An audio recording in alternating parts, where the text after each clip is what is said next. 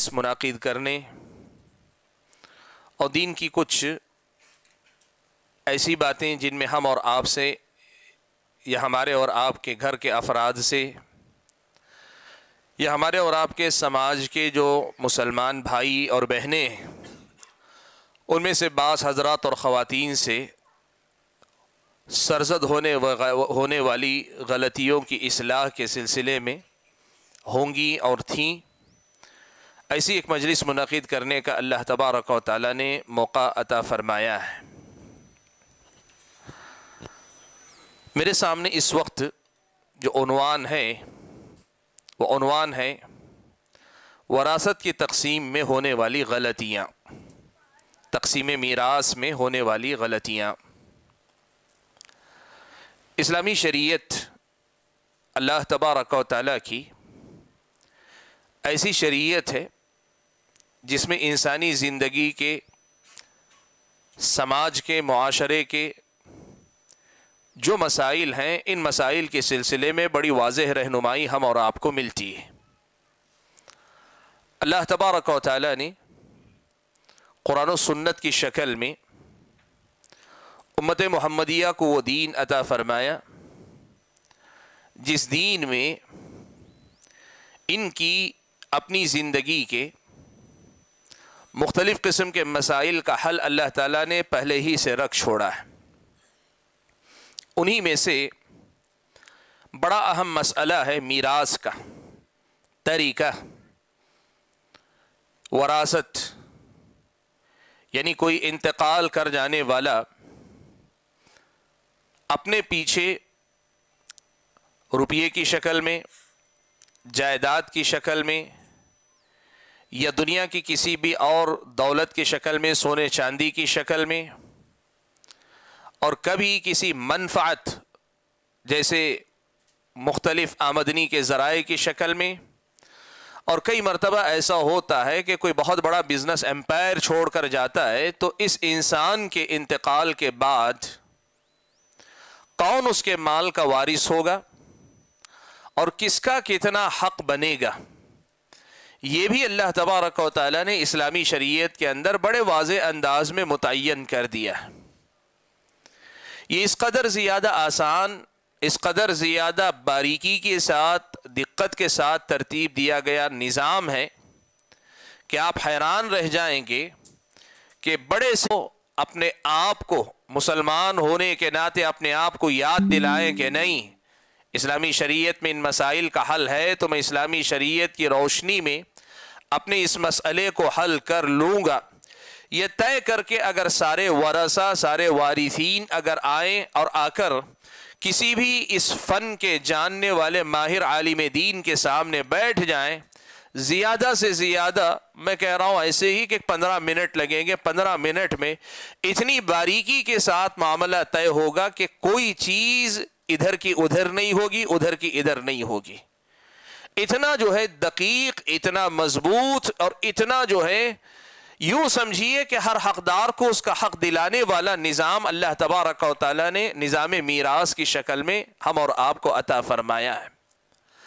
آج کا جو میرا عنوان ہے، یہ عنوان دراصل اس علم کی ساری تفصیلات آپ کے سامنے رکھنی نہیں ہے، بلکہ اس عنوان کا ایک خاص مقصد ہے کہ اس میں ہم لوگوں سے یا افراد سے کیا غلطیاں ہو رہی ہیں۔ اس لیے کہ میراث کے مسائل کو بہت سارے لوگ جانتے ہیں کسی حد تک اور اپنے اپنے طور پہ کوشش بھی کرتے ہیں، لیکن اس نظام میراث کو نافذ کرنے یا میراث کے تقسیم کرنے میں، وراثت کے تقسیم کرنے میں لوگ طرح طرح کی غلطیاں کرتے ہیں، الگ الگ قسم کی غلطیوں کا وہ ارتکاب کرتے ہیں۔ ایسی کچھ منتخب غلطیوں کی طرف آپ کی رہنمائی کرنی ہے، یہی آج کی ہماری اس مجلس کا مقصد ہے۔ اس سلسلے میں سب سے پہلی بات میں آپ کو یہ بتا دوں کہ اسلامی شریعت میں کسی کے بھی مال کو ناحق طریقے سے کھانے کو اسلامی شریعت نے حرام قرار دیا ہے۔ پرایا مال کسی کا بھی آپ ناجائز طریقے سے کھاتے ہیں، اللہ تبارک و تعالیٰ نے اس پر بڑی سخت وعید سنائی۔ یأکلون اموال الناس بالباطل کہا، لوگوں کے مال کو باطل طریقے سے کھانے والوں کا تذکرہ اللہ نے خاص طور پہ تذکرہ کر کے ان کی نکیر کی. یأکلون اموال الیتامی ظلما، یتیموں کا مال ناحق طریقے سے کھانے والوں کی اللہ نے مذمت کی. تو ایک تو ناحق طریقے سے یہ کھانا ہوا، لیکن ایک طریقہ یہ بھی ہے کہ آپ وارث ہیں، کسی انتقال کر گئے انسان کے آپ وارث ہیں، لیکن آپ کا وراثت میں جتنا حق بنتا ہے اس سے زیادہ لے لیتے ہیں، یا کسی مال پہ آپ کا حق نہیں بنتا، حالانکہ آپ اسی کے خانوادے سے، اسی کے سلسلہ نسب سے، لیکن آپ کا حق نہیں بنتا، کسی اور کا حق بنتا ہے، آپ پھر بھی زبردستی اس میں حقدار بننے کی کوشش کرتے ہیں. اسلامی شریعت کی نظر میں یہ بھی مال ناجائز کھانے کی شکل اور صورت ہے. اسی لیے جو عنوان آپ کے سامنے منتخب کیا گیا کہ تقسیم میراث میں ہونے والی غلطیوں پر آپ کے سامنے یہ بات جو رکھی جا رہی، مقصد یہی ہے کہ جو حق ہمارا بنتا ہے اس حق کو پہچانیں اور اسے لیں، اور جس پہ ہمارا حق نہیں بنتا اس سے اپنے آپ کو دور کر لیں. اور اللہ نہ کرے اگر ماضی میں لے بھی چکے ہیں تو آپ کم سے کم سمجھ میں آنے کے بعد حقدار کو اس کا حق لوٹا کر اپنی پیٹھ کو ہلکا کر لیں، اپنی پیٹھ سے اس بوجھ کو اتار لیں جو ناحق مال آپ کے پاس آنے کی وجہ سے آپ کی پیٹھ پر لد گیا. اللہ تبارک و تعالیٰ نے خاص طور پر یہ جو مال کے معاملات میں حصے داری میں جو غبن ہوتا ہے، جو حق مارا جاتا ہے، حق تلفی کی جاتی ہے، ناحق کوئی حقدار بن کر بیٹھ جاتا ہے، اس کی بڑی مذمت اللہ نے قرآن میں کی. میں 2 آیتوں کا حوالہ آپ کے سامنے دینا چاہوں گا. اللہ تعالیٰ نے سورہ فجر میں ایک بات یہ بھی بتائی کہ اللہ تبارک و تعالیٰ انسان کو آزمانے کے لیے کبھی کبھار اس کا رزق اس پہ تنگ کر دیتا ہے. اللہ تعالیٰ اس پر رزق تنگ کرتا ہے. جب اللہ تعالیٰ اس کا رزق تنگ کرتا ہے نا تو آدمی اسے آزمائش سمجھنے کے بجائے، یہ آدمی اپنے آپ کا محاسبہ کرنے کے بجائے اللہ سے شکایت کرنے لگتا ہے. آدمی کو چاہیے جب کبھی زندگی میں تنگی آئے تو سب سے پہلے یہ دیکھے کہ یہ اللہ کی آزمائش ہو سکتی ہے، اور دوسرے نمبر پر آدمی یہ دیکھے کہ کہیں ایسا تو نہیں کہ میں نے کچھ ایسی غلطیاں کی ہیں جن غلطیوں کی سزا کے طور پر اللہ تعالیٰ میرا رزق گھٹا رہا ہے، میرے رزق میں تنگی پیدا کر رہا ہے. آدمی کو یہ دیکھنا چاہیے. اور پھر اللہ تعالیٰ نے گنائی وہ غلطیاں جن غلطیوں کی وجہ سے آدمی کی زندگی میں بے برکتی آتی ہے.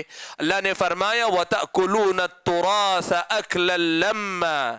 اللہ نے فرمایا ایک خرابی تمہارے اندر یہ بھی ہوتی ہے کہ تم لوگ وراثت کے مال کو بغیر کسی حساب و کتاب کے ہڑپ لینا چاہتے ہو. اکل لما کہا، عربی زبان میں اکل لما کہتے ہیں کہ آدمی صرف یہ دیکھتا ہے کہ کہیں سے بھی آئے بس آئے، حلال ہے حرام ہے، حق سے آتا ہے ناحق آتا ہے، میرا ہے پرایا ہے، کچھ نہیں دیکھتا، بس مال ہے مل رہا ہے مجھے چاہیے.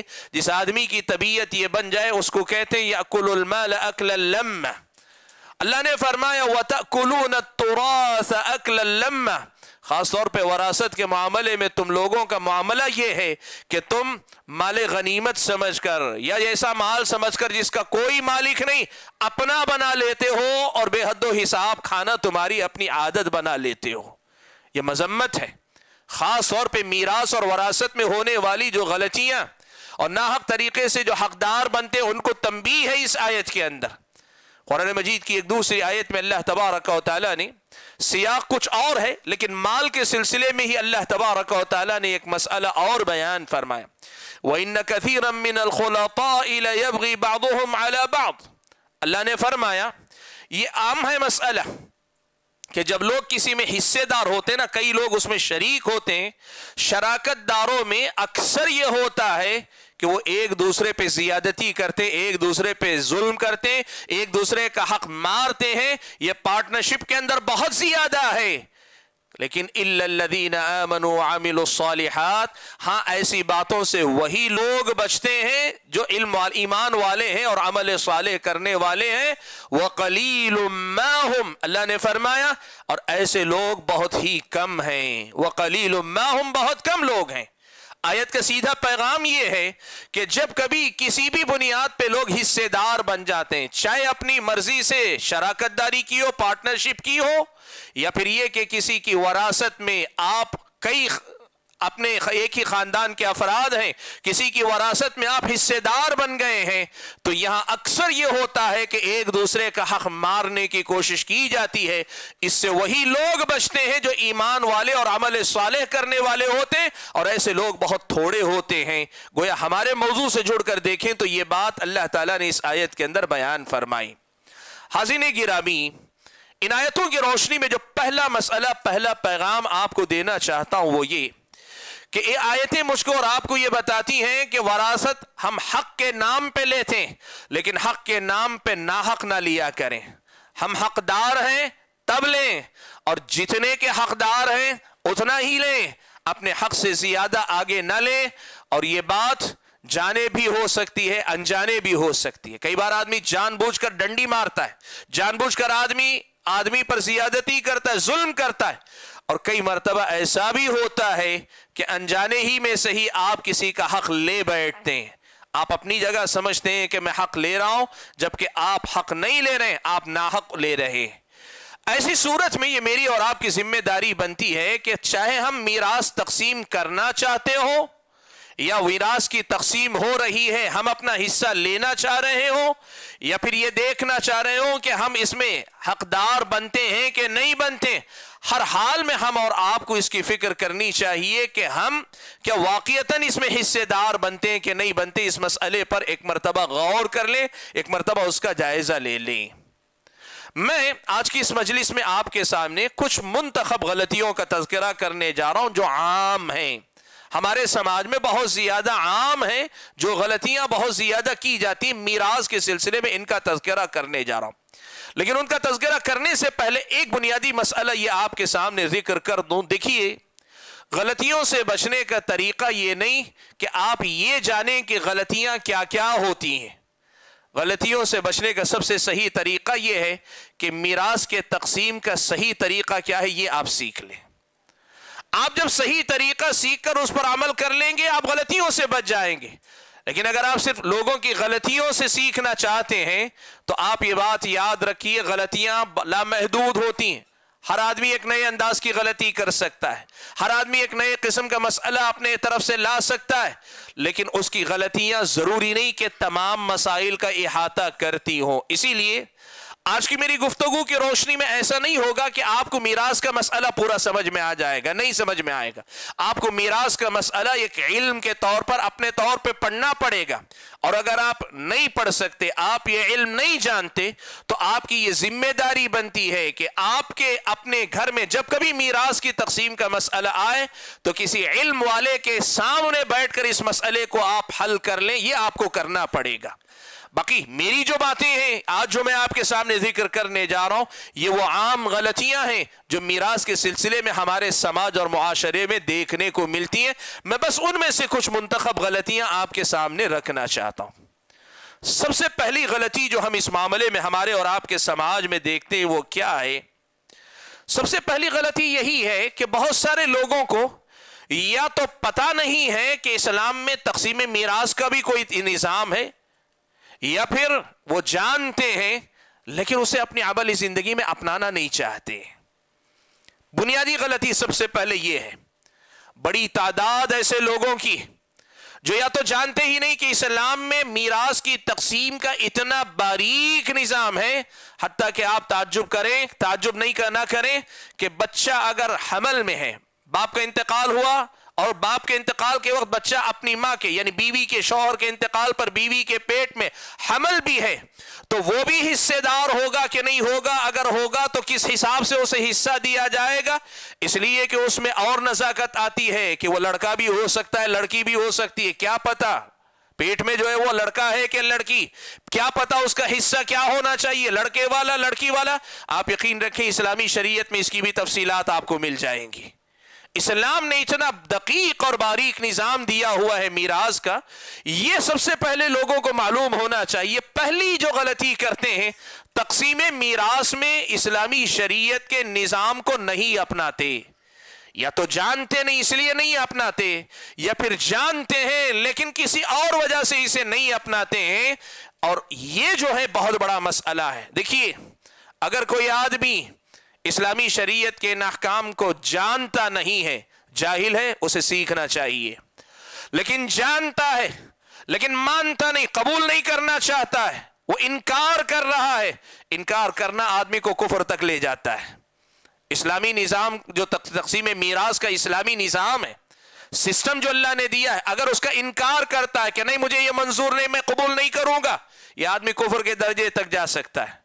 और तीसरे नंबर पे आदमी आता है कि जानता है और मानता भी है लेकिन करना नहीं चाहता, या तो गफलत की वजह से, या फिर उसमें उसे लगता है कि मेरा कुछ नुकसान हो रहा है, इस वजह से पीछे हटना चाहता है। इस्लामी शरीयत आपको बताती है कि नहीं, ये गलत है आपका रवैया, आप गुनहगार हैं, आप गुनहगार हैं। और एक तरह से यूं कहिए कि आप नाहक माल लोगों का खाने के लिए इस्लामी शरीयत के फैसले को छोड़कर किसी और फैसले की तरफ आप जा रहे हैं। इस्लामी शरीयत की नज़र में होने वाली ये बहुत बड़ी गलती है, बहुत बड़े गुनाह की बात है कि आप जानते भी हो, मानते भी हो, ईमान रखते हो कि हाँ ये इस्लाम का हुक्म है, लेकिन अपनाते ना हो अमलन, तो इस्लामी शरीयत की नज़र में बहुत बड़े गुनाह का इर्तिकाब कर रहे हैं। और बसा औकात इसी के जरिए आप लोगों का माल नाहक तरीके से खाने का दरवाजा अपने आप पे खोल रहे हैं। अल्लाह ताला की नज़र में बहुत बड़ा जुर्म है। मैं आपको जरा इसकी तफसील करके बताना चाहता हूं कैसे लोग इसको अपनाने से कतराते हैं। आपको मैं बताता हूं। एक तरीका तो यह कि बहुत सारे लोग, या तो उनको अपने खानदान के लोगों पे भरोसा नहीं कि दीन की रोशनी में सही फैसला करेंगे, या उलमा पे भरोसा नहीं कि उलमा सही फैसला देंगे। इससे ज्यादा भरोसा उनको कोर्ट पर होता है, अदालत पर होता है, कचहरी पर होता है। वो कोर्ट में फाइल करते हैं अपना केस ले जाकर। ये बात याद रखें, जब तक आपके पास शरई तरीके से मसला हल करने की गुंजाइश हो, हराम है, नाजायज है कि यह मसला आप कोर्ट कचहरी तक ले जाएं। जायज नहीं है आपके लिए कि आप कोर्ट कचहरी तक ले जाएं।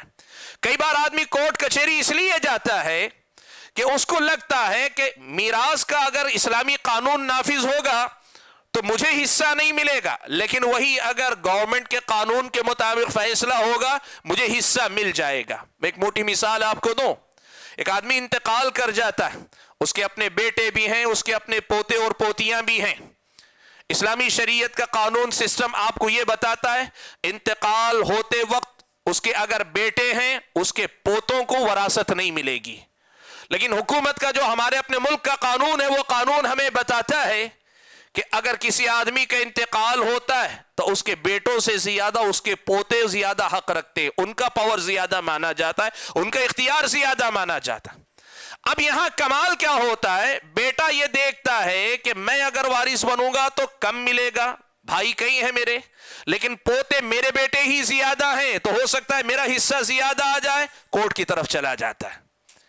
ऐसे दुनिया के अपने मफादात की खातिर इस्लामी शरीयत के तय करदा इस निज़ाम को छोड़कर कोर्ट कचहरी जाने वाले, ये बात आप समझें, एक तो आप गुनहगार हैं, एक तो आप गुनहगार हैं, दूसरे अगर आप ये माल कानून के जरिए फैसला करके ले भी लेते, आपका हक नहीं बनता था, आपने ले भी लिया है, तब भी आप अल्लाह ताला के पास इस माल के हकदार नहीं करार पाते, आप जालिम ही रहेंगे, आप अल्लाह ताला के पास जवाबदेह ही रहेंगे, अल्लाह ताला के पास आपको हिसाबो किताब देना ही होगा। प्यारे नबी सल्लल्लाहु अलैहि वसल्लम ने सहाबा के दरमियान फैसला करते हुए एक मरतबा बड़ी अहम बात आपने फरमाई। आप सल्लल्लाहु अलैहि वसल्लम ने फरमाया कि देखो तुम लोग अपने मसाइल, अपने कज़ाया, अपने क़ज़िये लेकर मेरे पास आते हो, और जब आते हो तो तुम में से बाज लोग जबान बड़ी उनकी तेज तर्रार होती है, बड़े चर्ब जबान होते, शायद वलअल्ल बअदकुम अलहन बिहुज्जतिही मिन बाज़, शायद हो सकता है कि तुम में से बाज अपनी दलील को पेश करने में ज्यादा महारत रखता हो दूसरे के मुकाबले में। फ़अक़ज़ी लहू बिनहवी मिम्मा यब्दू ली, जैसे मुझे समझ में आता है मैं उसके मुताबिक फैसला कर देता हूं। जाहिर बात है काजी की जिम्मेदारी यही है, जो दलाइल उसके सामने आते हैं उसकी रोशनी में वो फैसला दे देता है।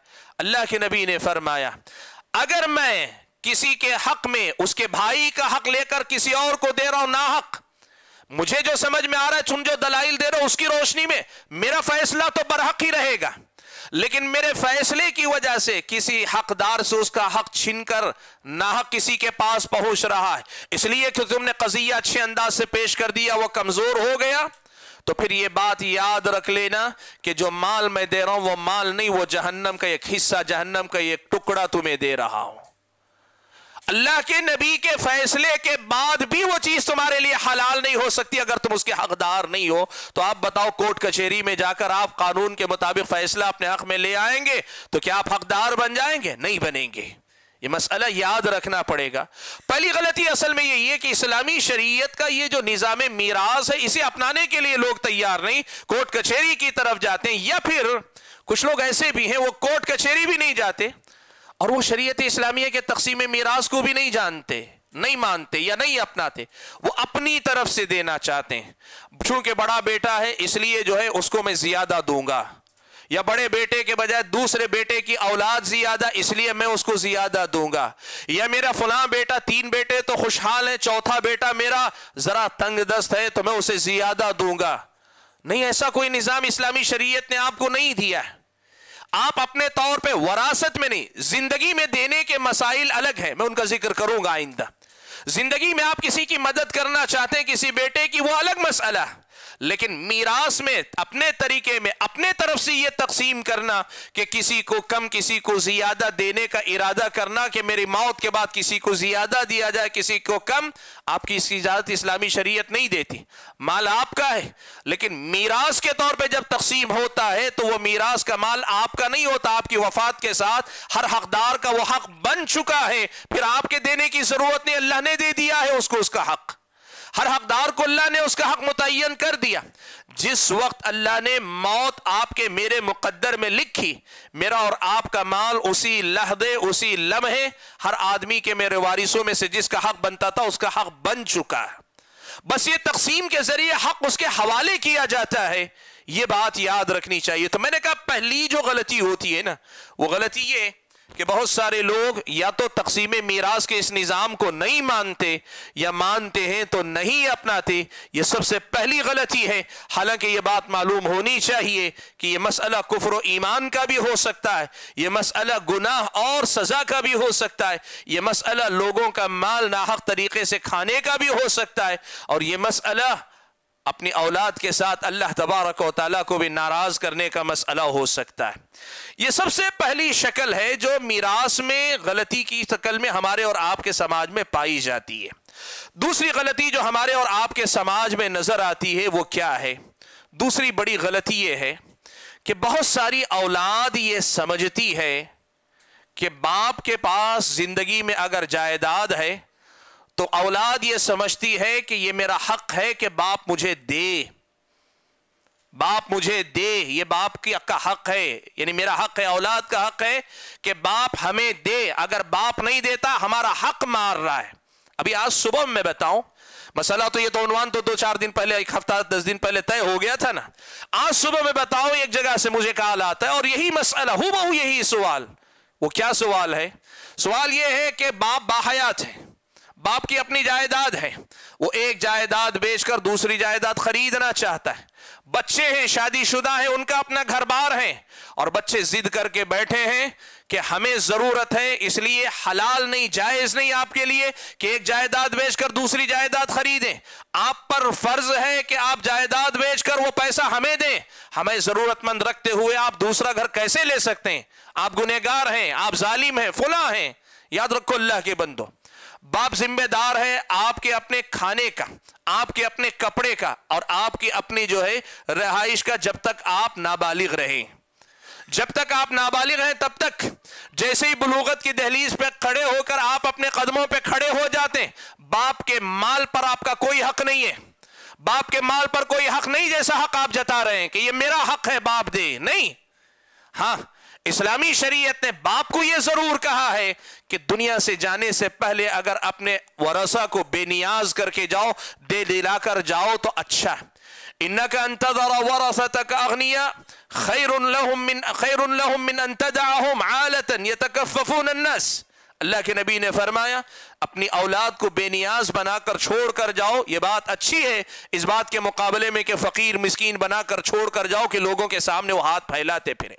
फर्क है इन दो बातों में कि आदमी ये कहे कि ये मेरा हक है। याद रखो, باپ ذمہ دار ہے، اور لڑکیوں کے حق میں باپ ذمہ دار ہے کہ وہ لڑکیوں کی شادی کروانے تک ذمہ دار. ایک مرتبہ شادی کروائی پھر اس کا شوہر اس کے معاملات کا ذمہ دار ہے، لیکن باپ کے مال میں وہ حقدار نہیں ہے، یاد رکھنا. ہاں باپ اگر انتقال کر جائے، انتقال کے ساتھ پھر اس کے مال میں آپ سب حقدار ہیں، لیکن باپ کی موجودگی میں حق سمجھ کر باپ سے لڑنا، اور یہاں تک کہ باپ پہ دباؤ بنانا کہ آپ ہمارا حق کھا رہے ہیں، ہمارا حق مار رہے ہیں، ہمارا حق نہیں دے رہے ہیں، یہ جو ہے ہمارے سماج میں رائج بہت بڑی غلط فہمی ہے، جسے جو ہے بہت جلد ختم ہونا چاہیے. اسلامی شریعت کہتی ہے کہ آپ اگر باپ نے آپ کو پیدائش سے لے کر بڑھایا ہے، بنایا ہے، سکھایا ہے، جو بھی کیا ہے، جب آپ اپنے پیروں پہ کھڑے ہو گئے آپ اپنے ذمہ دار خود ہوئے. آئندہ یہ ممکن ہے کہ آپ کے مال میں باپ حقدار ہو، انت ومالک لابیک، لیکن ایسا نہیں ہو سکتا کہ آپ کہیں کہ باپ کا مال میرا مال ہے. نہیں ہے. ہم باپ اگر آپ کو اجازت دے دیں، باپ آپ کے حوالے کر دے تو بات الگ ہے، ورنہ باپ کا مال رہے گا، وہ آپ کا مال ایسے ہی نہیں بن جائے گا. یہ بہت بڑی غلط فہمی ہے جس کو لوگوں کو جو ہے ختم کرنا چاہیے. لوگ عام طور پر اس معاملے میں غلط فہمی کا شکار ہیں. یہ دوسری بڑی غلطی ہے جو ہمارے سماج میں نظر آتی ہے.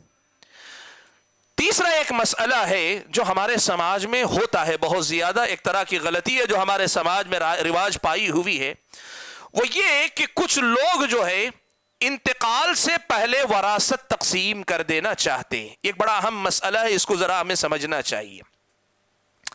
فقہی اعتبار سے کیا کوئی آدمی اپنے انتقال سے پہلے اپنے وارثوں میں اپنی وراثت تقسیم کر سکتا ہے کہ نہیں کر سکتا ہے؟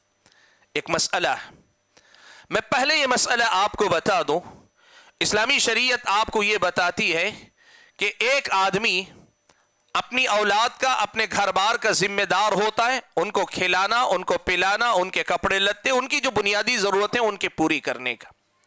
اس سے آگے بڑھ کر اپنی جائیداد میں سے اگر اولاد میں دینا چاہتا ہے، اور اخراجات میں یہ بات بھی ذرا اور صاف کر کے بتا دوں، اخراجات میں سے ایک مسئلہ یہ بھی ہے کہ یاد رکھو کبھی کبھار ایسا ہوتا ہے کہ ایک بچہ زیادہ بیمار ہوتا ہے، باپ اس کا آپریشن بھی کرواتا ہے، باپ اسے زیادہ جو ہے کھلانے پلانے پر مجبور ہوتا ہے، خصوصی انتظام کرنے پر مجبور ہوتا ہے. اس کا یہ کرنا جو ہے، اس سے یہ لازم نہیں آتا کہ کوئی آدمی یہ دعویٰ کرنے لگے آپ نے اس کے علاج کے لیے 5 لاکھ خرچ کیا تو اب بقیہ بچوں کو بھی 5 لاکھ دیں. نہیں، ایسا کوئی مسئلہ نہیں. اخراجات ہر بچے کی ضروریات کے حساب سے باپ کرے گا، اس میں کوئی مسئلہ نہیں. اخراجات میں کوئی مساوات کی بات نہیں آتی، برابری کی بات نہیں آتی. ہر بچے کے اپنی ضروریات کے حساب سے. تعلیم پر بھی باپ اگر کوشش کرتا ہے، طرفداری نہیں کرتا، لیکن ہر بچے کی قابلیت کے حساب سے اسے پڑھاتا ہے، اس کے اخراجات اس کی تعلیم پہ خرچ کرتا ہے. کسی کی فیس زیادہ ہو گئی، کسی کی کم ہو گئی، باپ اپنی طرف سے کوشش کرتا ہے، لیکن بچے کے اپنے حالات ہوتے ہیں، بچے کے اپنی تعلیم کا ایک ٹریک بنتا ہے. اس اعتبار سے اگر اونچ نیچ ہوتی ہے اور باپ اپنی استطاعت پر ہر بچے کے لیے کوشش کرتا ہے، وہاں فرق آنے والے فرق کا کوئی اعتبار نہیں ہوتا. نمبر 1. نمبر 2، باپ اخراجات سے آگے بڑھ کر اپنے بچوں کو تحفہ اور عطیہ دینا چاہتا ہے، کوئی چیز تحفے کے طور پہ ہبہ کرنا چاہتا ہے. اسلامی شریعت یہاں کہتی ہے کہ باپ کو یہاں جو ہے انصاف سے کام لینا چاہیے. حضرت نعمان ابن بشیر رضی اللہ تعالیٰ عنہ کی جو روایت، اس میں اللہ کے نبی صلی اللہ علیہ وسلم نے یہی بات سکھائی. کہا کہ کیا تمہیں یہ بات پسند ہے کہ تمہاری اولاد سب تمہارے ساتھ حسن سلوک میں برابر ہو؟ کہا کہ اللہ کے نبی یقیناً. اللہ کے نبی نے کہا پھر ایک کام کرو، اتقوا اللہ وعدلوا بین اولادکم، اللہ سے ڈرو اور اپنی اولاد میں عدل سے کام لو. تحفے کے طور پہ اگر دے رہا ہو تو سب کو برابر دینا چاہیے. اب برابر کا مطلب کیا ہے؟ یہاں اہل علم کی 2 رائے. بعض اہل علم کی رائے یہ ہے کہ جیسے وراثت میں للذکر مثل حظ الانثیین، عورت کے ایک حصے کے مقابلے میں، لڑکی کے ایک حصے کے مقابلے میں لڑکے کو 2 حصے، کہا تحفے میں بھی ایسا ہی دینا عدل ہے. اور وہیں بعض اہل علم نے کہا کہ نہیں، تحفے تحائف یا ہبہ کے معاملے میں سب کو برابر دینا چاہیے، لڑکے اور لڑکی کا فرق نہیں کرنا چاہیے. یہ دونوں قول اہل علم کے ہیں. دلائل کی روشنی میں اہل علم جس پر اطمینان ہوتا ہے اسے راجح قرار دیتے ہیں، لیکن یہاں عدل اس میں ہونا چاہیے، اس پر اتفاق ہے. عدل کیا ہے؟ دونوں کو دیں. या तो लिद्दकरी मिस्लु हज़्ज़िल उन्सयैन के हिसाब से दें या फिर मुसावात के उसूल पर दें, लेकिन दोनों को दें, इसमें मुसावात होनी चाहिए। ये दो चीजें आदमी अपनी जिंदगी में कर सकता है, लेकिन क्या अपनी जिंदगी में वरासत पहले से तकसीम कर दे सकता है? वो पहले ही से, जिसको कहते हैं हमारे जमाने में विल बना देना, अपनी विल बना देना, गवर्नमेंट कानून की जबान में अपनी विल लिख देना, वो हम उसे अपनी जबान में कहते हैं वसीयत लिख देना, वसीयत कर देना। याद रखो मेरे भाइयों, फुक़हा के नजदीक ये मसला मुख्तलफी, अहले इल्म के पास ये मुख्तलफी मसला है, क्या कोई आदमी अपनी मौत से पहले ही वरासत तकसीम कर सकता है? बाज़ अहले इल्म ने कहा कि हाँ तकसीम कर दे सकता है, लेकिन वही अहले इल्म की एक दूसरी जमात ने कहा कि नहीं, तकसीम नहीं कर सकता। क्यों नहीं कर सकता? कहा जायज नहीं उसके लिए तकसीम करना। क्यों जायज नहीं? उसकी कई वजूहात हैं।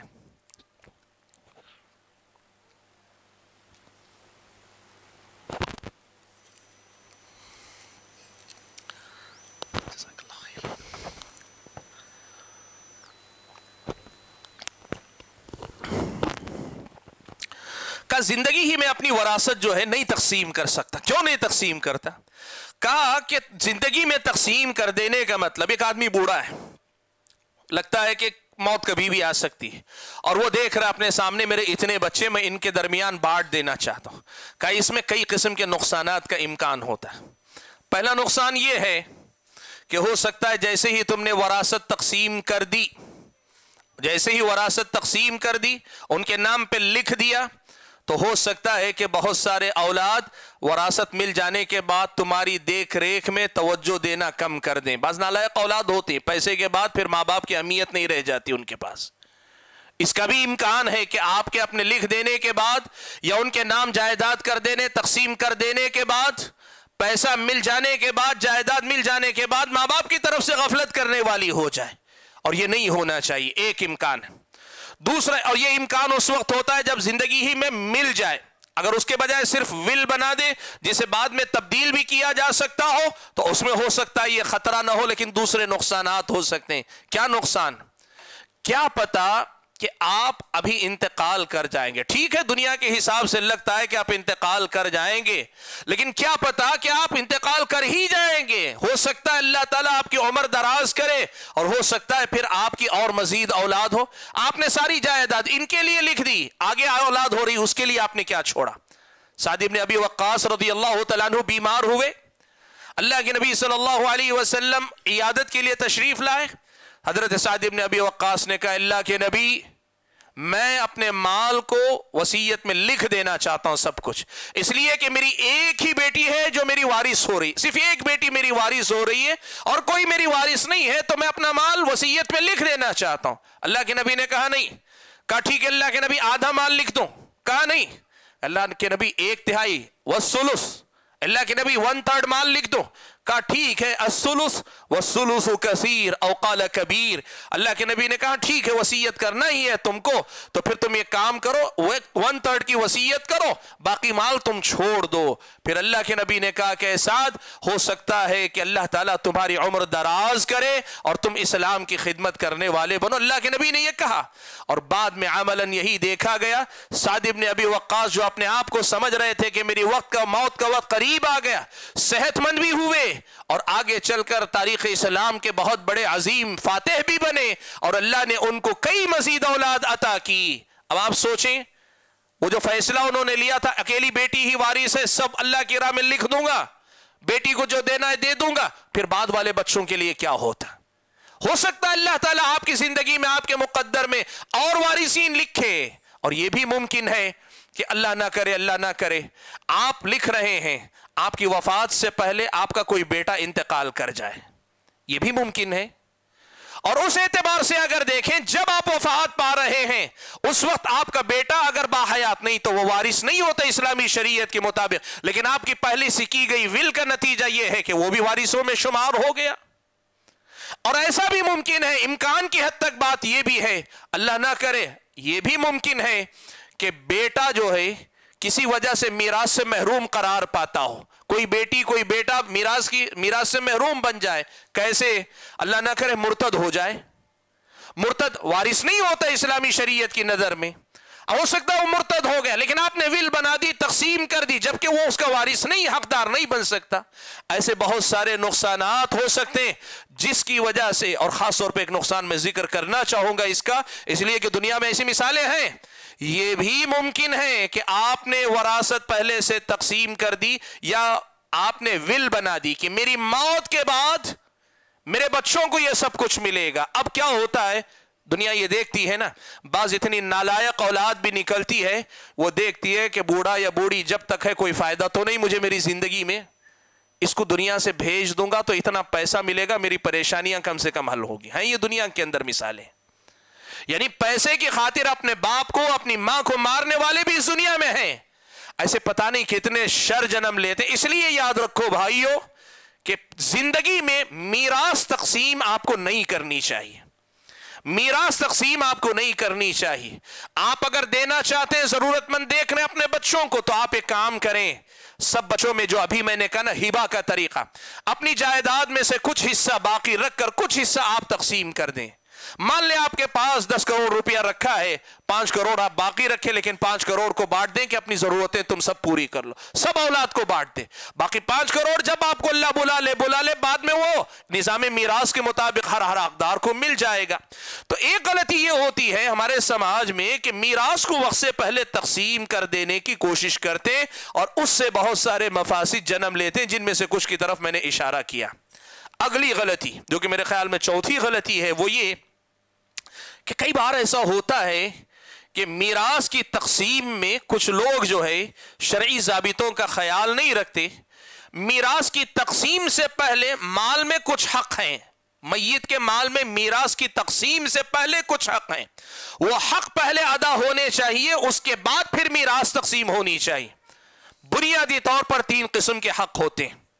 पहला हक है इंतकाल कर जाने वाले की तजहीज़ व तकफीन का हक। दूसरा हक है उसके अपने कर्ज, अगर उसके ऊपर जिम्मे बाकी हैं वो कर्ज अदा होने चाहिए।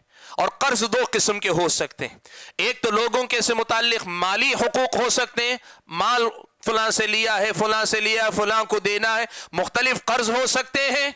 और उससे आगे बढ़कर कभी कभार कुछ कर्ज जो है अल्लाह ताला के हुकूक से मुताल्लिक होते हैं। कैसे? एक आदमी ने नजर मानी हुई थी कि मैं अल्लाह के लिए हज करूंगा, उसकी जो बात मानी थी वो तो पूरी हो गई, अब इस पर हज करना फर्ज है।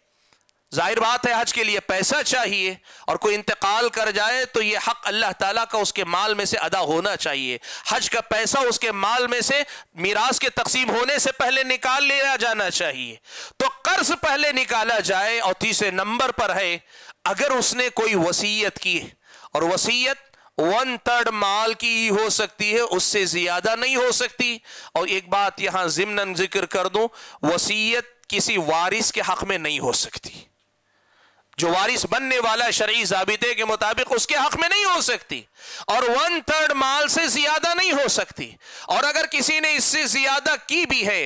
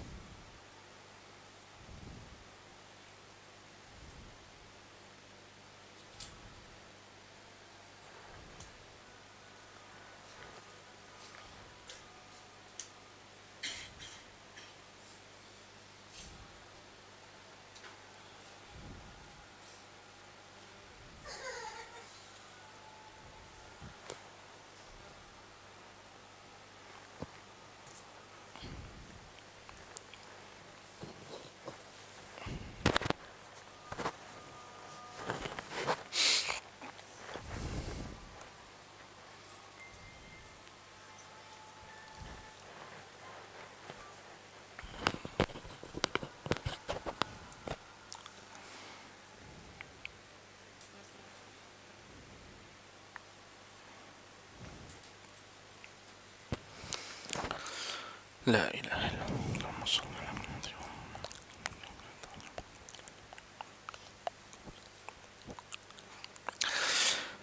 میں یہ بتا رہا تھا آپ کو کہ میراث کی تقسیم سے پہلے اس سے متعلق جو حقوق ہیں وہ حقوق ادا ہونے چاہیے، اور انہی میں سے تیسرا حق وصیت کا ہے کہ اگر آدمی نے وصیت کی ہے، ایک تو وصیت 1/3 سے کم ہونی چاہیے، اس کے مال کے 1/3 حصے سے کم، اور دوسرے کسی وارث کے حق میں نہیں ہونی چاہیے۔ اگر ایسی کوئی وصیت کر بھی دے وہ وصیت معتبر نہیں ہوگی۔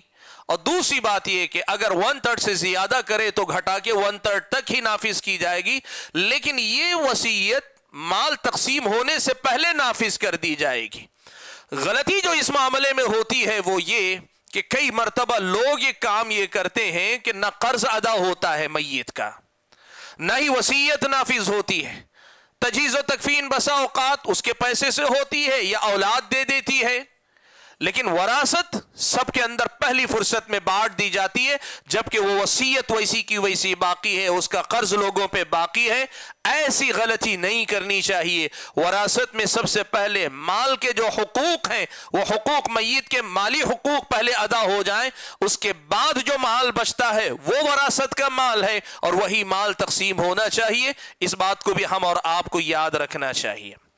پانچویں غلطی جو عام طور پر ہم اور آپ کو دیکھنے کو ملتی ہے وہ غلطی کیا ہے؟ وہ غلطی یہ ہے کہ لوگ کمزوروں کا مال کھا جاتے ہیں، کمزوروں کا مال کھا جاتے ہیں۔ اور کمزور کون ہیں؟ اللہ کے نبی صلی اللہ علیہ وسلم نے سنن ابن ماجہ کی روایت میں فرمایا، اللہم انی احرج حق الضعیفین المرأة والیتیم یا الیتیم والمرأة۔ اے اللہ تبارک و تعالی، اللہ کے نبی نے اللہ سے مخاطب ہو کر کہا کہ اے اللہ تعالی، دو کمزوروں کے حق مارے جانے کی شکایت میں تیرے پاس کرتا ہوں۔ دو کمزوروں کا حق اگر کوئی مارتا ہے میں پیشگی اس کی شکایت تیرے سامنے کر دے رہا ہوں۔ وہ کون ہے؟ کہا عورت اور یتیم بچہ۔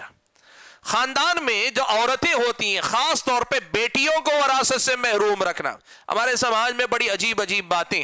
لوگ کہتے ہیں شادی بیاہ میں ہمیں اتنے لاکھ خرچ کیا اس لیے اسے وراثت کا حق نہیں۔ یاد رکھو، پہلی بات تو شادی بیاہ میں فضول خرچی سے پرہیز کرو، جوڑا جہیز کی یہ جو لعنت ہے اس سے پرہیز کرو۔ لیکن اگر باپ خرچ کرتا ہے تو یاد رکھنا یہ اخراجات کی قبیل سے، میں نے بتایا تھا نا، ایک ہوتے ہیں اخراجات، دوسرے ہوتے ہیں ہبہ اور تحفہ، تیسری چیز میراث ہوتی ہے۔ یہ تینوں الگ الگ چیزیں ہیں۔ اگر لڑکی پہ خرچ ہوا ہے تو اس کا حق ہوا ہے، اس پر ضرورت تھی، اس پہ خرچ ہوا ہے، اس کی وجہ سے وہ حق میراث سے محروم نہیں کی جا سکتی۔ تو عورت کو کمزور بنا کر اسے دبا کر اس کا حق مارنا، یتیم اگر بچہ کوئی ہے جو حقدار بن رہا ہے لیکن یتیم کا حق مار کے کھانا، یا ہمارے سماج میں تو آج یہ صورتحال ہے، بڑے بھائی چھوٹے بھائی کا حق مارتے ہیں۔ وراثت میں بڑے بھائی چھوٹے بھائی کا حق مارتے ہیں۔ کئی بار ایسا ہوتا ہے پڑھے لکھے بھائی بھولے بھالے ذرا کم پڑھے لکھے بھائی کو بیوقوف بنا لے جاتے ہیں۔ چاہے کسی بھی طریقے سے ہو، وراثت میں ہونے والی بڑی اور بھیانک غلطی یہ ہے کہ لوگوں کے سادے پن، بھولے پن، ان کی کسی بھی قسم کی کمزوری کا فائدہ اٹھا کر ان کا حق مار لیا جائے۔ اسلامی شریعت کی نظر میں یہ بہت بڑا جرم ہے۔ اللہ نے فرمایا، ان الذين ياكلون اموال اليتامى ظلما انما ياكلون في بطونهم نارا وسيصلون سعيرا۔ جو لوگ ظلم کرتے ہوئے یتیم کا مال کھاتے ہیں، اپنے پیٹوں میں وہ مال نہیں بھر رہے ہیں، جہنم کی آگ بھر رہے ہیں، اور اللہ تعالیٰ جہنم ہی میں انہیں داخل کرے گا۔ یہ اللہ تعالیٰ نے بیان فرمایا۔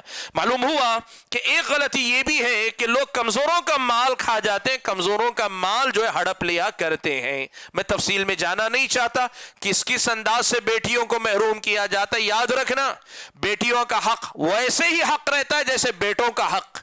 جیسے بیٹے کا حق ختم نہیں کیا جا سکتا، بیٹی کا بھی نہیں کیا جا سکتا۔ وہ تفصیل میں بتا چکا ہوں۔ اخراجات کی بات کو لا کر میراث سے محروم کرنے والی بات نہیں کرنی چاہیے۔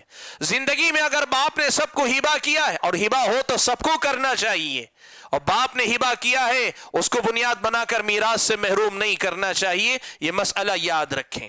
یہ ہوئی پانچویں غلطی۔ چھٹی غلطی میں ذکر کر دوں۔ ایک بڑی غلطی یہ ہوتی ہے کہ انتقال کر جانے کے بعد فوری طور پہ وراثت تقسیم نہیں کی جاتی۔ کتنے ایسے گھرانے ہیں ہم جانتے ہیں کہ फौरी तौर पर वरासत तकसीम हो जाती तो शायद झगड़े ना होते, शायद मसाइल ना होते, लेकिन पहले बड़ा भाई या खानदान का कोई बड़ा क्या करता है, कहता नहीं अभी नहीं करेंगे, 2 साल बाद बांटेंगे। देखिए अगर इंतकाल हुआ है उसी दिन ये कहा जाए आज के आज रात में बांट दो, शायद मुनासिब नहीं कि अभी बाप का इंतकाल हुआ है, अभी घर में लोगों के दिलों पे बाप की जुदाई का, माँ की जुदाई का अपना असर है। ऐसी सूरत में अगर 2-4 दिन, हफ्ता 10 दिन, जैसे अपने हालात होते हैं लोग सब्र करके रह जाएं, ये बेहतर है, इसमें कोई शक नहीं। लेकिन जैसे ही ये अय्याम गुजरे, जैसे आप यूं कहें कि गम के जो दिन गुजरे, उन दिनों के बाद जितना जल्द मुमकिन हो उतना जल्द वरासत के मसले पे मामला हो जाना चाहिए। अगर आप बांटना भी नहीं चाहते तो कम से कम ये कर लें। कई बार क्या होता है पता है, कहते हैं कंपनी बड़ी है, अभी बांटेंगे तो सब कंपनी बढ़ जाएगी, खत्म हो जाएगी। तरीका ये नहीं कि बांट के टुकड़े ही कर लो, तरीका ये है कि फैसला फौरन हो जाना चाहिए, बातचीत करके ये तय हो जाए। मान ले कि 100 शेयर्स बनते हैं, 100 हिस्से बनते हैं, कितने शेयर किस बेटे के होंगे, कितने शेयर किस बेटे के होंगे, कितने शेयर कितनी बेटी के होंगे, बीवी के कितने शेयर होंगे, ये तय हो जाना चाहिए, फौरन होना चाहिए। इसलिए कि तजरबा ये बात बताता है कि जब कभी मीरास की तकसीम में ताखीर की जाती है, बाद में जाकर दावेदार भी ज्यादा खड़े होते हैं, हकदार भी ज्यादा होते हैं। फिर उसके बाद एक नया मामला होता है कि बाप ने जब कंपनी छोड़ी थी तो उसकी कीमत इतनी थी, हम उस वक्त की कीमत के हिसाब से बांटेंगे। बच्चे कहते हैं नहीं, आपकी कीमत के हिसाब से बांट कर दो। बेटा कहता है बाप के इंतकाल के बाद कंपनी मैंने चलाई है, छोटी कंपनी को मैंने बड़ा किया है, अब मेरा इतना हिस्सा बनता है। सारे झगड़े यहीं से शुरू होते हैं। इसलिए याद रखो अल्लाह के बंदो, मीरास जैसे ही इंसान का इंतकाल होता है वो हर वारिस का हक बन जाता है खुद ब खुद। अब उसका हक उसे दे देना चाहिए। हाँ, कोई चीज बांटी नहीं जा सकती फौरन, तो कम से कम हिस्सा मुतय्यन कर दो, तय कर दो, इतने % शेयर तुम्हारा, इतने % शेयर तुम्हारा, इतने % शेयर तुम्हारा, और उसी हिसाब से कंपनी आगे बढ़ती है। तो क्या मेहनत करने वाले भाई को तनख्वाह दी जाएगी या ये कि उसके शेयर्स बढ़ेंगे या क्या करेंगे, डिस्कशन करके तय करो। लेकिन ऐसे ही छोड़ देना, बाद में जाके झगड़ना, यह हमारे समाज की बहुत बड़ी अलामत है। और कई बार ऐसा होता है कि बाज चीजों को फौरन बांट लेते हैं, बाज चीजों को रख छोड़ते हैं। चाहे आप थोड़ी चीजों की बात करें या सारी चीजों की, तकसीम फौरी कर लो, इसमें राहत है, इसमें फायदा है और इसमें झगड़ों का खातिमा हो जाता है। 7वीं गलती जो हम और आप देखते हैं वो है वारिसीन के हक में वसीयत करके जाना। देखो एक मसला याद रखो, हमारे बहुत सारे बुजुर्ग शायद ये समझते हैं, और मैं बताऊं ये ऐसा समझते हैं, हमारे इलाके में तो मैंने देखा है, इसलिए मैं यकीन से ये बात कह रहा हूं, वो ये समझते हैं कि ये उनका फर्ज है कि अपनी जिंदगी में वो बांट कर जाएं। अगर वो बांट कर नहीं जाएंगे अल्लाह के पास वो पकड़े जाएंगे। याद रखो ऐसा कोई मसला इस्लामी शरीयत में नहीं कि माँ बाप बांट कर ही जाएं। माँ बाप की जिम्मेदारी यह है कि बच्चों के लिए पैसा छोड़ने से ज्यादा सही तरबियत करके जाएं, और तरबियत करके जाने के साथ ये बोल कर जाएं कि हमारी जिंदगी के बाद दीन के मुताबिक, शरीयत के मुताबिक, इस्लामी तालीमात के मुताबिक ये बट जाना चाहिए। आप अपने तौर पे तकसीम ना करें। यहां होता क्या है, बाज वालिदैन ये समझते हैं कि बांट के जाना हमारी जिम्मेदारी है, और फिर बांटने पे आते हैं तो ऐसी तकसीम, भोंडी तकसीम करते हैं। मैंने बताया ना आपको शुरू में, कहते हैं बड़ा बेटा है इसलिए मैं उसको ज्यादा दूंगी, फलां बेटे ने मेरी ज्यादा खिदमत की है इसलिए मैं उसको बढ़ा कर दूंगी, फलां बेटे के बच्चे बहुत ज्यादा हैं उसको ज्यादा दूंगी। शौहर उसको देना चाहता है लेकिन बीवी कहते नहीं मेरी फलां बेटी को ज्यादा मिलना चाहिए। यह सब गलत है। मैंने कहा ना 3 तरीके, खर्च करना है, कमजोर है, ताकतवर है, कोई ज्यादा बच्चों वाला है, उनकी जरूरियात पर उनकी मदद करना आपको इजाजत है, आपका माल है, आप अपनी औलाद पर खर्च कर सकते हैं। आप खुशी से तोहफे तहाइफ के तौर पे देना चाहते हैं, सारी औलाद में जिंदगी में तोहफे तहाइफ दें, लेकिन मीरास की तकसीम आप अपनी गर्दन पे लेके ना जाएं। आप ये कहकर जाएं, बच्चों को वसीयत करके जाएं कि बेटा मेरे बाद तुम माल के लिए आपस में ना लड़ो, ना झगड़ो, आपस में ना उलझो। अल्लाह ताला ने जो फैसला कर दिया है तुम्हारा हक तुम्हें मिल जाएगा। जो शरीयत के मुताबिक हक मिल जाए वो हक ले लो और बात खत्म करो, इतने पे दुनिया से चले जाओ। इसमें खैर है, इसमें बरकत है, और इसमें सबसे बढ़कर ये कोई बच्चा आपसे नाराज नहीं रहेगा। कोई बच्चा नहीं कहेगा उसको ज्यादा दे दिया मुझे कम दे दिया, उसे दुकान दे दी मुझे मकान दे दिया, उसे मकान दे दिया मुझे दुकान दे दी, उसे खेत दे दिया अच्छी खेती बाड़ी की जमीन, इसे प्लॉट दे दिया ज्यादा कीमत। ये सारे झगड़े खत्म हो जाएंगे। आपको कहा जा रहा है कि आप वसीयत करके ना जाएं, आप वारिसीन के हक में वसीयत करके तकसीम करके ना जाएं, वो तकसीम खुद ब खुद हो जाएगी। अल्लाह ताला ने रखा है आप नसीहत करके जाएं, आप ताकीद करके जाएं कि मेरे बाद ये इस्लामी शरीयत के मुताबिक तकसीम कर दी जाए, जो हकदार बनता है जितना हकदार बनता है उसको दे दिया जाए। ये 7वीं गलती है जो हम और आप देखते हैं।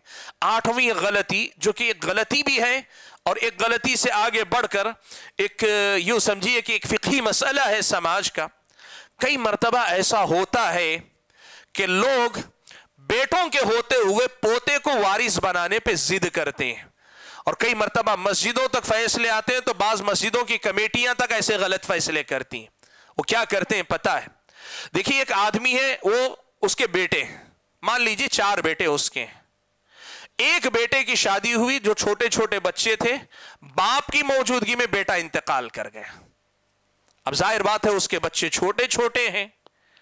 शरीयत इस्लामिया का पास ये ज़ाबिता है, याद रखें, बेटों के होते हुए पोते वारिस नहीं हो सकते। अल्लाह ना करे अगर अब बाप का इंतकाल हो गया तो बाकी 3 बेटे वारिस होंगे, लेकिन चौथे बेटे के बच्चे वारिस नहीं होते, और 3 बेटों के बच्चे भी वारिस नहीं होते।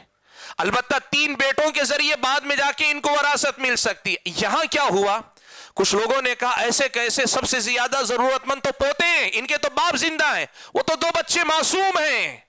यहां कुछ लोगों ने शरई मसले को बदलने के लिए बड़ी सारी दलीलें दी, पोते को वारिस बनाने की कोशिश की। याद रखो भाइयों, ये शरई नुक्ते नजर के मुताबिक पोता इसमें हिस्सेदार नहीं होता। बेटों के होते हुए पोता हिस्सेदार नहीं हुआ करता। अलबत्ता इस्लामी शरीयत इसका हल आपको देती है। वो हल क्या है?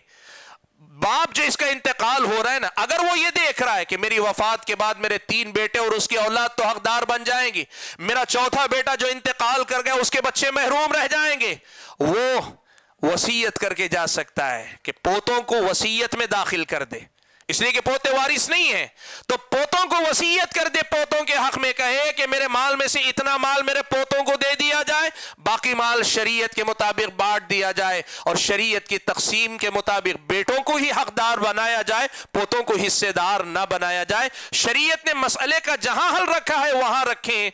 अब वो ना करे, लोग लेकर आते हैं, कोर्ट कचहरी तक जाते हैं। अब मालूम है, मैंने बताया मुल्क के कानून के मुताबिक बेटे से ज्यादा पोते हकदार होते हैं, लोग जबरदस्ती मुल्क के कानून तक जाते हैं।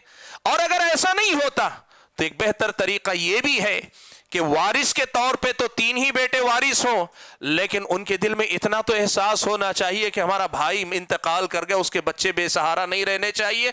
वो राजी खुशी अपने माल में से कुछ हिस्सा जरूर उन बच्चों को दे दे। ये फर्ज नहीं है, लेकिन अगर वो राजी खुशी दे देते हैं तो ये ज्यादा बेहतर। खास तौर पे जब दादा ने पोतों के हक में वसीयत ना की हो तो देने की कोशिश करें, लेकिन पोतों को बेटों के बराबर वारिस बना देना ये गलती है जो हमारे समाज में की जाती है मीरास के सिलसिले में। ये 8वीं गलती। और 9वीं गलती क्या है पता है आपको? बाज लोग जो है जरूरत से ज्यादा वो अपने आप को जो है समझते हैं कि हम बहुत ज्यादा इंटेलेक्चुअल हैं, हम समझदार। वो क्या करते हैं, वो कहते हैं कि नहीं, वरासत में हम बेटे और बेटी को बराबर देंगे, बराबर देंगे, वरासत में बराबर देंगे, जितना बेटे को उतना ही बेटी को देंगे। याद रखो, जिंदगी में आप हिबा कर रहे हैं तो मैंने बताया ना, हिबा में बाज़ अहले इल्म के मुताबिक मुसावात होनी चाहिए, वहां हो सकता है गुंजाइश निकले। लेकिन वरासत अगर तकसीम होती है तो वरासत में ज़ाबिता लिद्दकरी मिस्लु हद्दिल उन्सयैन होना चाहिए। लड़की को 1 हिस्सा तो लड़के को 2 हिस्से, यही निज़ाम चलना चाहिए। इसलिए कि अल्लाह ताला से ज्यादा हिकमत वाला फैसला दुनिया में कोई नहीं कर सकता। अल्लाह हकीम है, अल्लाह की शरीयत हिकमत पर मबनी है, अल्लाह ताला की हिकमतें अल्लाह ही जानता है। लेकिन आप भी अगर गौर करें तो पता चलेगा, आपको मालूम है लड़की माल की वारिस होती है, उस पर किसी की जिम्मेदारी नहीं होती, लड़का माल का वारिस होता है, उस पर सबसे पहले खुद उसकी बहन की भी जिम्मेदारी आती है। इस्लामी शरीयत ने अगर लड़के को 2 हिस्से, लड़की को 1 हिस्सा दिया तो कोई जुल्म नहीं किया। आप अगर जाकर देखें, हक के साथ जिम्मेदारी जो अल्लाह ने आयद की है, इन दोनों का मुवाज़ना करें। लड़की को हक दिया है, जिम्मेदारियां कुछ नहीं दी, और लड़के को डबल हक दिया है लेकिन जिम्मेदारियां उससे ज्यादा दी। आप अगर इस पस मंजर में देखेंगे तो पता चलेगा कि अल्लाह ने जो ये इंसाफ रखा, ये जो फर्क रखा है, ये फर्क ही असल इंसाफ है, फर्क ही असल इंसाफ है। अब अगर कोई आदमी वरासत में कहे नहीं, हमारे खानदान में लड़की को लड़की के बराबर देखा जाता है, इसलिए हम लड़के और लड़की सबको बराबर का वारिस मानेंगे, आप अल्लाह ताला के फैसलों से टकरा रहे हैं। आपको समझना चाहिए, आपकी अकल इतनी भी बड़ी नहीं कि अल्लाह ताला की तय करदा हिकमतों भरी शरीयत से आगे बढ़ जाए। ये गलती है जो बाज घरानों में की जाती है कि लड़कियों को लड़कों के बराबर हम देंगे, ये गलती भी की जाती है, ये 9वीं गलती है। और 10वीं और आखिरी गलती जिस पर मैं अपनी गुफ्तगू को समेट लेना चाहूंगा, वो गलती क्या है आपको पता है? बहुत बड़ी गलती होती है। कई मर्तबा ऐसा होता है कि बाप अपनी जायदाद, अपना कारोबार शुरू करता है और उसके बाद अपने साथ अपने बेटों को कारोबार में शामिल कर लेता है। एक बेटे को, खास तौर पे बड़ा बेटा बाप का मददगार बनता है, कारोबार में शामिल हो जाता है। दूसरे बेटे कारोबार में गुंजाइश नहीं होती या उनको शौक नहीं होता, वो कारोबार में हिस्सेदार नहीं बनते, वो दूसरा कोई काम कर लेते हैं। ऐसी सूरत में ये बाप की जिम्मेदारी बनती है कि पहली ही फुर्सत में ये तय कर दे कि बेटे की शराकत किस हैसियत से है।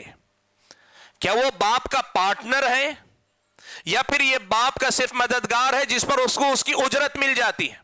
मान लीजिए कि मेरा कारोबार है, एक दुकान में चला रहा हूं, मेरा बेटा जरा बड़ा हुआ तो मैंने उसे साथ में ले लिया, मैंने मेरे बेटे ने मेहनत करके एक दुकान को 10 दुकान में तब्दील कर लिया।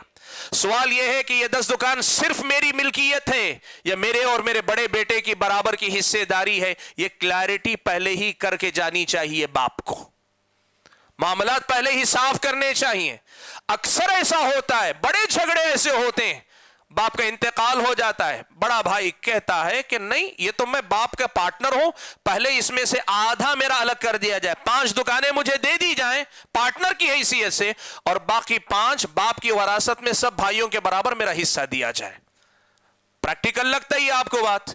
वही दूसरे भाई कहते हैं कि हमने ये देखा कि बाप के साथ तुम काम कर रहे हो, तुमको आसानी से छोड़ दिया, हम गए फुला मेहनत कर रहे हैं, फुला नौकरी कर रहे हैं, तुमको तो बनी बनाई बाप के साथ कारोबार मिल गया, उसी को बढ़ाते गए, हम रोज मेहनत करके आ रहे हैं। झगड़े होते हैं। मेरे भाइयों, ये बहुत बड़ी गलती है।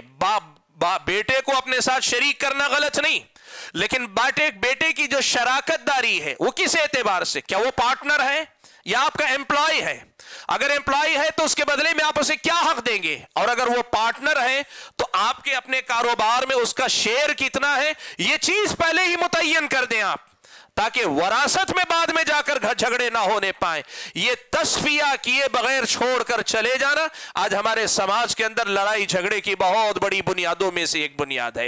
हाज़रीन गिरामी, आज की इस मजलिस में मैंने जो कोशिश की वो बस इतनी सी थी कि हमारे समाज में मीरास के हवाले से जो झगड़े होते हैं, उन झगड़े में बुनियाद बनने वाली जो गलतियां हैं, ऐसी 10 गलतियों का मैंने इंतखाब किया और आपके सामने मैंने रखी। मकसद क्या है? बात वही है जो मैंने आपके सामने इब्तिदा में जिक्र की कि याद रखो, गलतियां आप 1000 करेंगे, अगर आप मीरास का इल्म नहीं सीखेंगे या सीखे हुए आदमी के पास ले जाकर मीरास का मसला हल नहीं करेंगे। आप अपनी जिंदगी में अपनी वरासत के बारे में, अपने कारोबार के बारे में मशवरा करें उलमा से कि मेरे पास ये कारोबार है, मेरी इतनी औलाद है, मेरे अपना बेटा मेरा पार्टनर है कि हिस्सेदार है। सारी बातें गुफ्तगू करके पहले से वाज़ेह करके छोड़ के जाएं। और ये बात याद रखें, मैंने जिस आयत से अपने दर्स का आगाज किया उसमें अल्लाह ताला ने बड़ी अहम बात कही। मीरास के अहकाम बयान करने के बाद अल्लाह ने कहा तिल्का हुदूदुल्लाह, ये अल्लाह ताला की मुतय्यन करदा बाउंड्रियां, हुदूद हैं।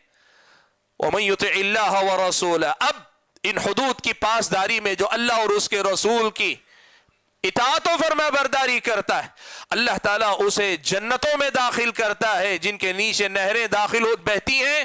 وَذَلِكَ الْفَوْزُ الْعَظِيمُ، اللہ تعالیٰ نے فرمایا کہ یہ جو ہے بہت بڑی کامیابی ہے جو اللہ تعالیٰ دیتا ہے، اور اس کے مقابلے میں وَمَن يَعْصِ اللَّهَ وَرَسُولَهُ، جو اللہ اس کے رسول کی نافرمانی کرے، وَيَتَعَدَّ حُدُودَهُ، اللہ کی ان باؤنڈریوں کو، ان حدود کو پامال کرے، ان کی پابندی نہ کرے، اللہ تعالیٰ يُدْخِلْهُ نَارًا، اللہ اسے جہنم میں داخل کرے گا جس میں وہ ہمیشہ رہے گا، اور وہاں اس کے لیے رسوا کن عذاب ہے، یہ اللہ تعالیٰ نے سنایا ہے۔ حاضرین گرامی، ضرورت اس بات کی ہے کہ دین کے مختلف ابواب کی طرح میراث کے مسئلے کو بھی ہم لوگ سیکھنے سمجھنے کی کوشش کریں، اور جو باتیں سمجھ میں آتی ہیں ان کو اپنی زندگی میں اپنانے کی کوشش کریں۔ اللہ سے دعا کیجئے کہ اللہ تعالیٰ مجھے اور آپ کو میراث کے مسئلے میں ہر قسم کی غلطیوں سے بچ کر شریعت اسلامیہ کی واضح اور آسان تعلیمات کو اپنانے کی توفیق عطا فرمائے۔